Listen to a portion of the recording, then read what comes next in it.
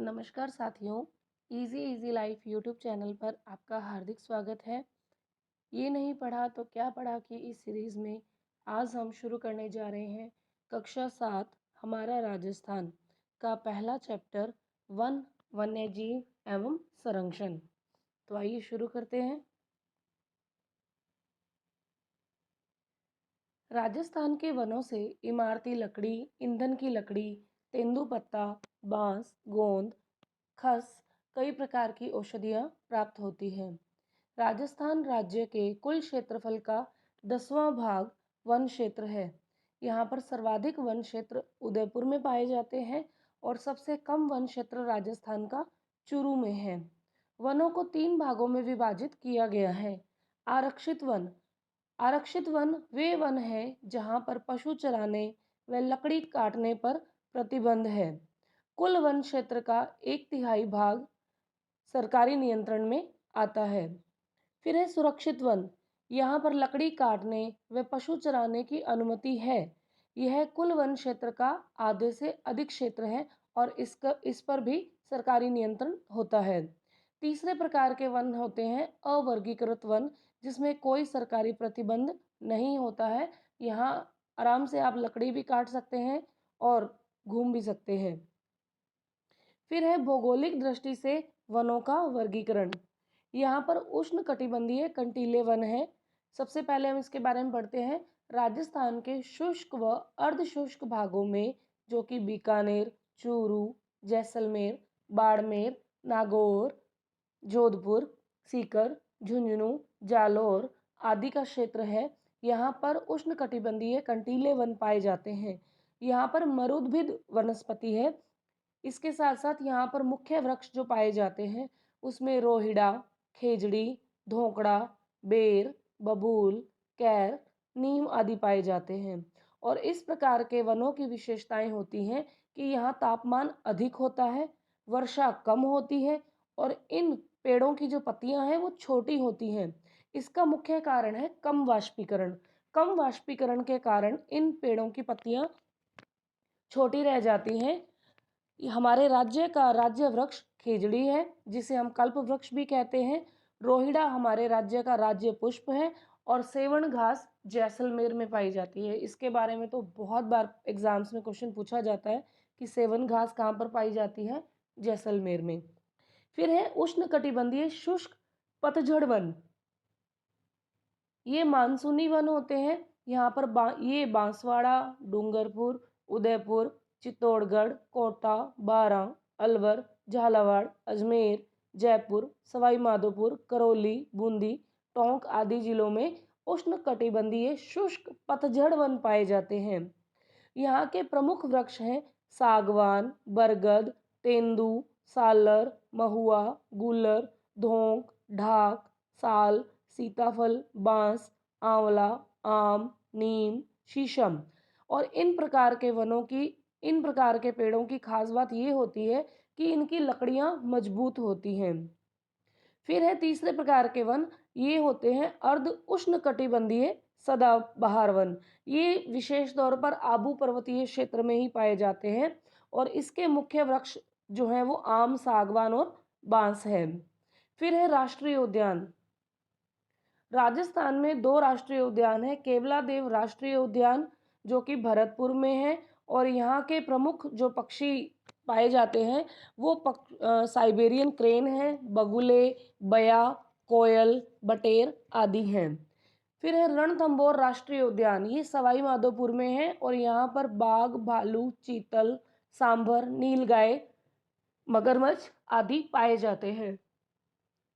अब हम बात करते हैं वन्य जीव अभयारण्यों की।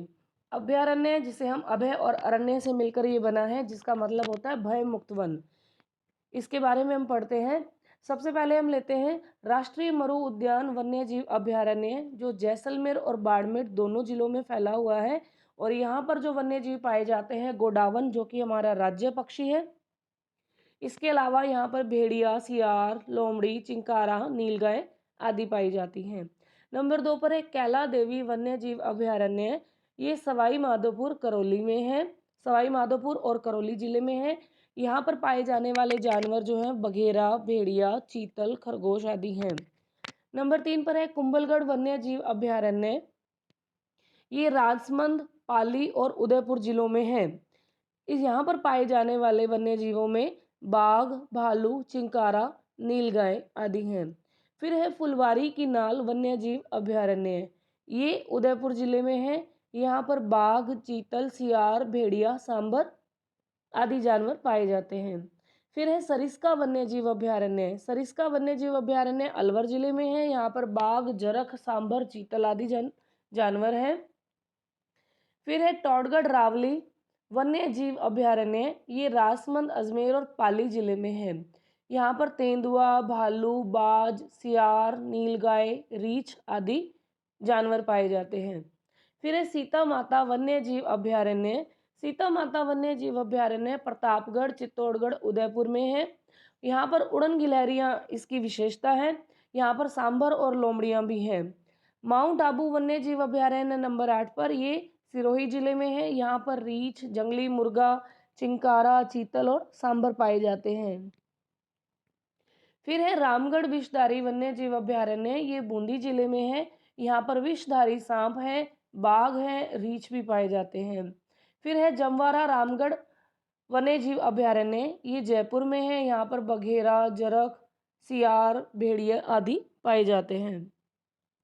फिर है राष्ट्रीय चंबल घड़ियाल वन्य जीव अभयारण्य। ये कोटा, सवाई माधोपुर, करौली और धौलपुर में इसका वन क्षेत्र है। यहाँ पर घड़ियाल, भेड़िया, सियार, लोमड़ी आदि जानवर पाए जाते हैं। फिर है जवाहर सागर वन्य जीव अभयारण्य। ये कोटा, बूंदी, चित्तौड़गढ़ के एरिया में है। फिर है बंद बरेठा वन्य जीव अभयारण्य। ये भरतपुर में है। नंबर 14 भैंसरोडगढ़ बस्सी वन्य जीव अभयारण्य। ये चित्तौड़गढ़ में है। नंबर 15 पर सवाई मानसिंह सवाई माधोपुर वन्य जीव अभयारण्य। ये सवाई माधोपुर में है। फिर वन विहार रामसागर केसर बाग वन्य जीव अभयारण्य। ये धौलपुर में है। फिर उसके बाद है 17 नंबर पर जयसमंद सज्जनगढ़ वन्य जीव अभयारण्य। ये उदयपुर जिले में है। नाहरगढ़ वन्य जीव अभयारण्य ये जयपुर में है। 19 नंबर पर शेरगढ़ वन्य जीव अभयारण्य। ये बारां जिले में है।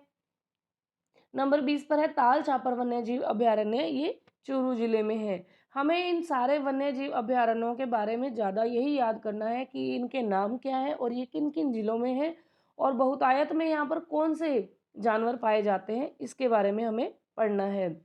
अब हम बात करते हैं रणथंभौर, सरिस्का और मुकंदरा हिल्स बाघ संरक्षण परियोजनाएं चल रही हैं। केवलादेव राष्ट्रीय उद्यान, सांबर झील वेटलैंड जो नम भूमि क्षेत्र है, यहाँ पर प्रवासी पक्षी आते हैं।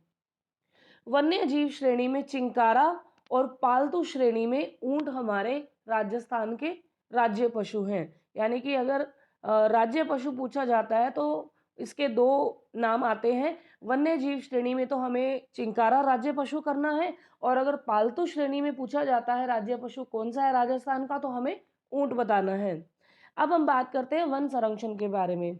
राष्ट्रीय वन नीति वर्ष 1952 में बनाई गई थी, जिसे 1988 में संशोधित किया गया था और उसमें ये कहा गया था कि राज्य के 33% भाग पर वन होने चाहिए, लेकिन राजस्थान में कुल क्षेत्रफल के 10% भाग पर ही वन क्षेत्र है।